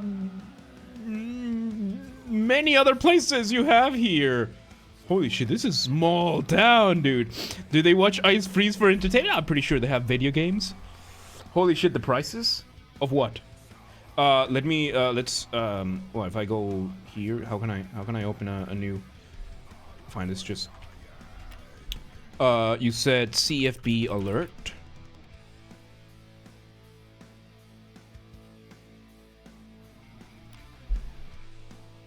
Canadian Forces Station. Alert. Oh no. Oh no! Oh no, it's the North Pole! It's Santa's security! It's Santa's security home! What the fuck? Yeah, like you have Alert over here, and you have like Santa right around here somewhere. It's a military base, yeah. It looks like a military base, yeah. Spencer McCleary, welcome to today. How you doing? Looking at places people get paid to leave? Maybe. Embrace Polar, like, Potato just brought up this place. We were looking at, like, small town, like, this is where just the conversation went. Holy shit, dude. Spends 9 months a year there. He basically gets to spend summer in his home city because summer is the only time transportation in and out is even remotely viable. Is this where the thing happens? Is this where the thing happens? The movie The Thing? I say that because that's one of the films we watched with Donkel recently. Do you get paid? I think this is military service, right? No, he volunteered to be stationed. So yeah, it's military. Like, this is gotta be... Dude. What the fuck? Like, over here, we were like, okay, what the fuck's wrong with Greenland? Look at this. Their fucking capital is about the size of the town I live in. It's very nice and everything. But look at all this. Look at all this snow over here. There's permafrost. Second the climate crisis happens, whoever owns Greenland, whoever owns Canada, whoever owns all of these, like, shit. Fuck off. I just want to click out of the... There we go. Whoever owns all of these, like... The climate crisis happens, we say goodbye to the tundra. Holy shit, we say goodbye to the tundra. We finally get a manageable place, like a manageable way to build on Alaska, on the north of Canada, on Russia, Mongolia. All of these places become hospitable during the climate crisis. Whoever controls Greenland controls the world when the climate crisis happens. My understanding, people get paid to live in Alaska and parts of Canada. Depends.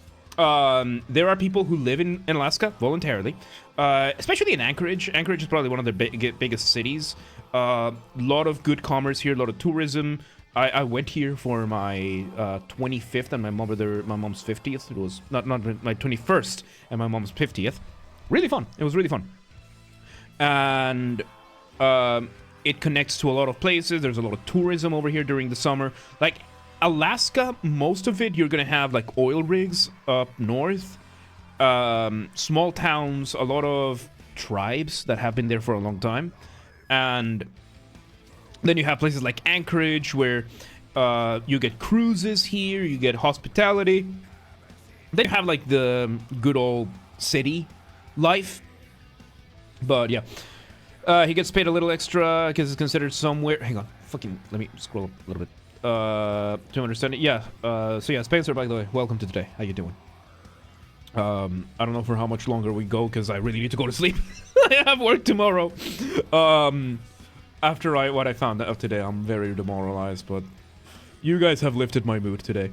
Gets paid a little bit extra. It's considered somewhere that you can only be stationed voluntarily, so it's like the closest thing to bravery you have in a country that isn't at risk of war, or whose closest ally has much military power as the rest of the entire planet combined. Fair, but you're Canada. You have the power of the Geneva checklist on your side. How do I volunteer to freeze? Step 1, become Canadian. Step 2, do military in Canada. And step 3, volunteer to go freeze. You don't get to say no being stationed somewhere or torn shithole for your obligations, but you can say no to being stationed at CFB Alert. That should tell you how fun life there is. Yep. Quite interested in penguin worship and communicating with the Norse gods. Meditation to visit Svalbard one day. The cost with flights... That's not that bad. Like for a 4-night stay, like the cost flight plus hotel, that's expensive, but that's not as bad, dude. That's not too bad. America, yep. Just going home from, well, nice. Yeah, it's 11:30 over here.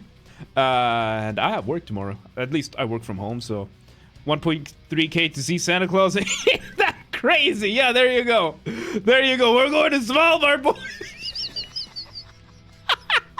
First meetup. Our first meetup is gonna be at Svalbard. There you go. Let's get to like a PewDiePie level of channel. Like, let's just get there, right? We got millions upon millions. First meetup, concert, festival at fucking Svalbard. 4:33 p.m. in San Antonio, Texas. Yeehaw, hell yeah, man. Holy shit, nice. Oh, that's a good time to get home from work. That's a good time to get home from work. Good for you, man. Apparently temperature stays around minus 50 degrees year all round, and the wind is relentless. Yeah, it's North Pole. You know, Santa has to keep his camouflage there. It builds character. Fuck it, I would actually do a meetup there if you're or no. Let's make this viable. Like once we become a big enough first meetup at Svalbard.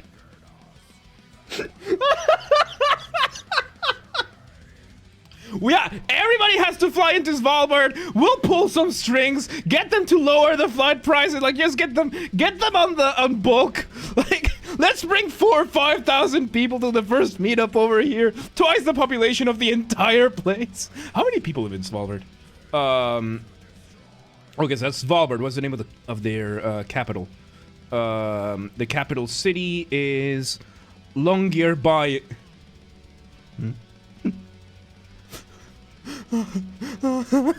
Longyearbyen.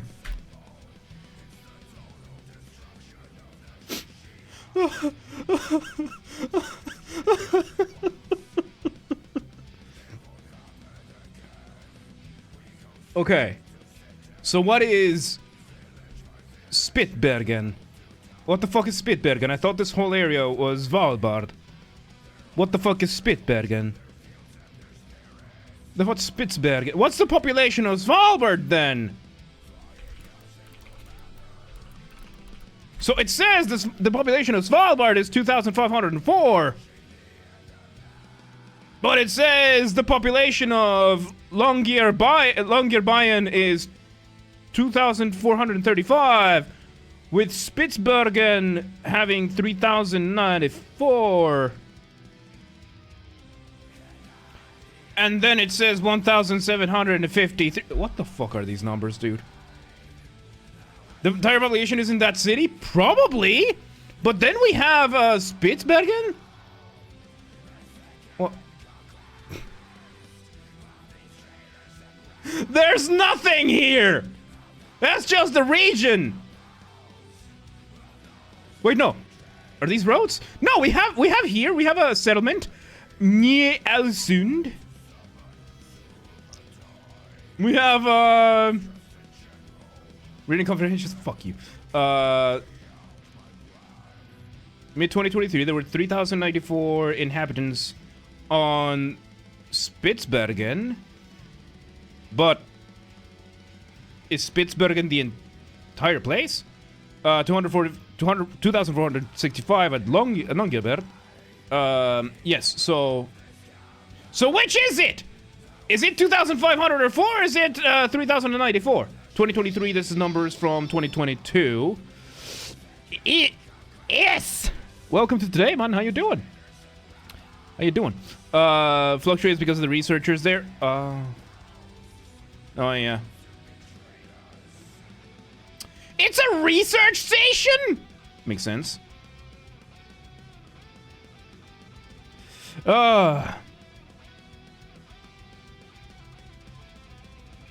You're not is. You're not is. You have 5 seconds to unfollow this channel and get the fuck out of my stream. Are they researching how to recover from Ultron's failed insurrection? Probably. Yeah, no. The confusing thing is that it says Spitsbergen, but the area is Svalbard. So yeah, no, that was the only bit confused. So yeah, 2,500 people in Longyearbyen, and yeah, easy. Yeah, no, get the fuck out of my channel. We're ending the stream soon anyway. So yeah, there's like these area, like some of these are just areas.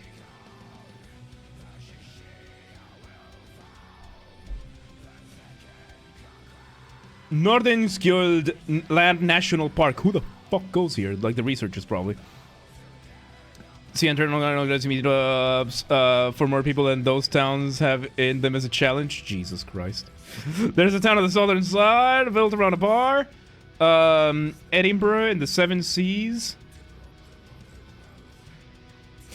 I want Svalbard though. Svalbard, like you know, Santa raid, Santa raid meetup. Like we're gonna do Svalbard, we're gonna do Greenland, we're gonna do like whatever the fuck this place is, Canada. What settlement is here? Craig Harbor, Canada. We're doing. There's nothing in Craig Harbor, is there? There's nothing in Craig Harbor? Yeah, I don't think there's many settlements around here. Polaris. Okay, this looks like human something, but it's probably like some research site or some like natural resources extraction or something. Like, point being, meetups are gonna be Santa raids. Like, we're there to raid Santa.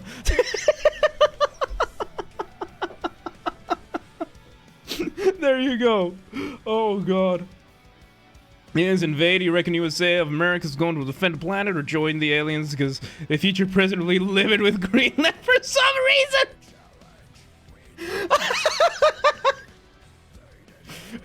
I gave you all a very good opportunity to join the greatest nation of all time. And now we've had our extraterrestrial allies that have offered us a very good deal, mind you. They have offered us Mars and Jupiter and Saturn and Uranus. And they've offered it in exchange for Greenland for some reason. So Greenland, you should have taken the chance, you should have taken the opportunity to become the 51st state of the greatest nation to ever live. And now, thanks to your rejection, we're going to very much have Mars become the 51st state. Mars is the 51st state.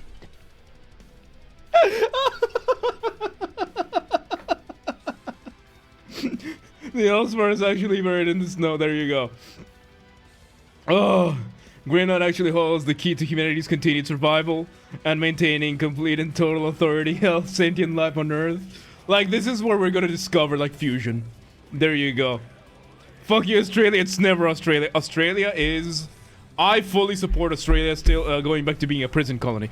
Get all the good people out of Australia, send them back to being a prison colony. Holy fuck. Alright, I have to go. I really have to go to sleep. It's 11:45. And I still need to take my medication and everything. So, Mars, our future prison colony, I'm calling it. It might be. Might actually be. Holy shit, that's brutal. That's brutal. So you get to choose Mars or Greenland. Send all the prisoners to Australia. That's what the UK did. That's how we got Australia. Not that I have anything against Australia. I have plenty against Australia. What the fuck are you talking about? First off, this is where the funnel web spider lives. Need I say more? This is where the funnel web spider lives. The what?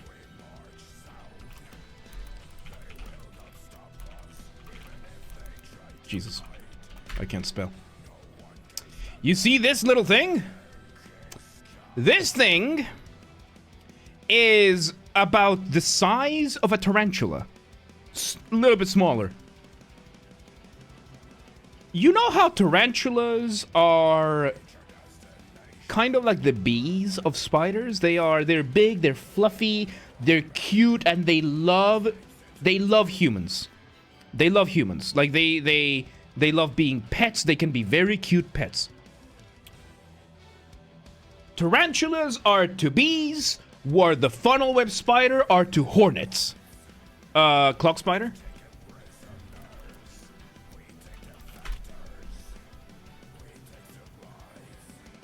Oh yeah, I've seen these. I think these don't really target humans as much, but they are massive and they're fast. These fuckers are fast. These are insanely fast. Yeah, no. So, and the thing is, the thing that makes the funnel web spider so bad is that, one, it's a deadly spider. It will kill you. It will kill humans. It has killed humans. Number two, it's called a funnel web because it burrows. It doesn't make its trappings up elevated on trees. It doesn't hang on walls. It hangs on the ground. They are incredibly aggressive, as if they are constantly angry, kind of thing.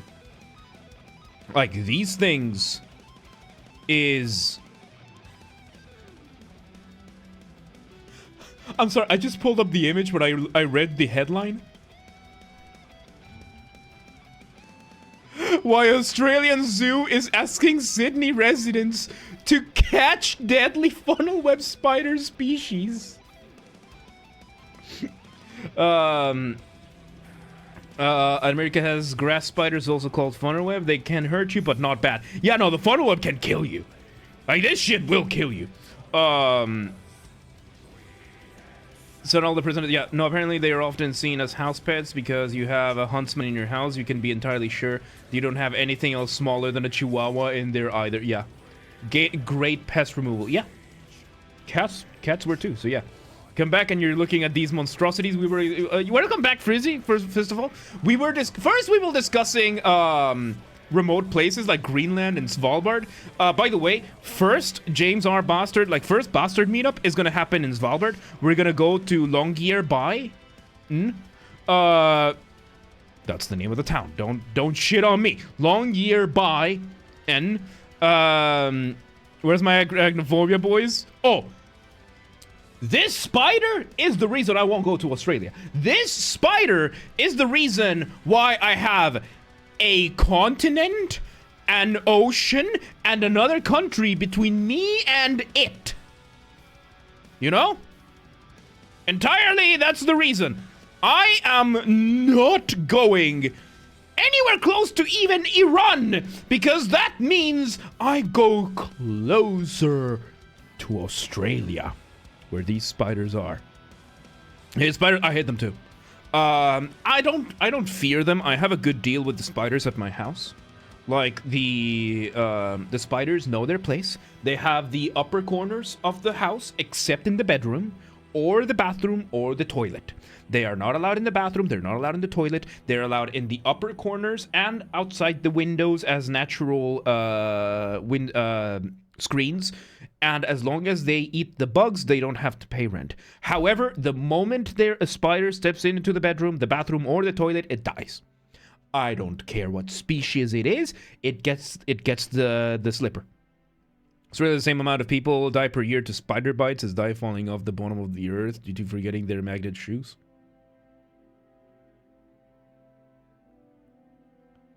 I'm a spider enjoy that. It don't bother me. I won't bother them. I have a good deal with the spiders here. Yeah.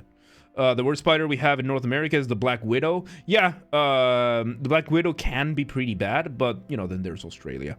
So, I do like Black Widow. I would only go to Japan, the closest to Australia. I'll take Japan because there's still, you know, the Philippine Sea, and we still have protection of Papua New Guinea, and I think this is Indonesia. Yeah, we have Indonesia, the Philippines. We have them between us and Australia. So, yeah, like Japan, I do want to visit Japan. I do want to visit South Korea one day. But I hesitate because then it would put me this close to Australia. And I really don't want Australia. Let's not even talk about rent. Rejecting dragons, call them crocodiles or whatever. They got the less cool alligators that Florida gets. Oh, dude. This was so good, but I do need to go. I really need to go to sleep. I start work at 9 and we just got a training. I'm dealing with a new jurisdiction, so I need to be awake. So, holy shit, dude, this was a good stream. I loved it. I loved it. I think I mentioned it, but you guys really cheered me up today. I was not in the greatest of moods at the start of the stream, considering everything that's going on between me and my workplace. You have definitely... Oh, shit. Jeppy, why do you do this? We need to react to these. I need to, Yeah, no, that's a 5-minute video. I'm not doing that right now. It's almost midnight, but we're gonna do this. Tomorrow, we have a jam and shred, so I need to sleep for it. We could do a little bit of reacting before we start, me side. Japan has salamanders that I think they are kind of like a species of alligator, I think, so it's something like that. Yeah, tomorrow we start. How the fuck do you pronounce this? My side, me side, me sida. I'm gonna say my side. We're gonna start this one because I've heard fantastic things about this one, and it's a good buffer between us and whatever franchise we play next. So. Yeah, this is gonna be it for me. I need to go to sleep. Thank you very much, everybody, for hanging out. Again, thank you. I was really in a bad mood. So I call it Miside. Misida. Everyone says it differently. We'll wait to see if like any of it is there. But I've heard wonderful things about this game, so we're gonna start it tomorrow. But we might do some reacts tomorrow after the Jam and Shred, because we have the Jam and Shred first, 6 p.m. Central European time, which your local time zone is gonna show on the schedule here on Twitch or on the Discord. So if you haven't joined the Discord, do so now. If you haven't followed the channel, do so now. And yeah, we're gonna start Misida, my side, Misaid. I'm just gonna think of the worst possible pronunciation, and I'm gonna make sure that I have it by tomorrow. So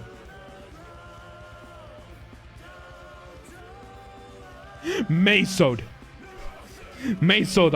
There you go, Maysoda. Somehow, like, there's some phonetic bullshit that I can apply here. Maysoda. There you go. Anyway, thank you very much, everybody. I really do appreciate. Mishida. Ah, fuck, it's Japanese. Yeah. May the soda be with you. There you go. May the soda be with you all. Thank you very much, everybody, for joining me today. This was a lot of fun. Made progress on the song.